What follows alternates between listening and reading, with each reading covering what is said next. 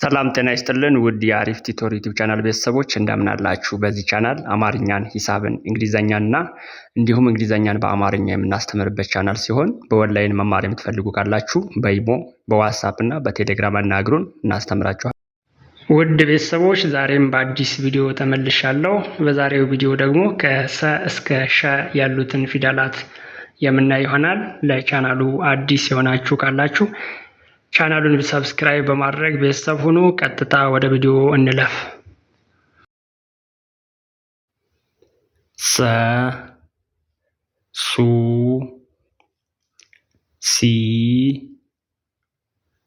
ሳ ሴ ስ ሶ ረ ሩ ሪ ራ ሬ ር ሮ ሰ ሱ ሲ ሳ ሴ ስ ሶ ሸ ሹ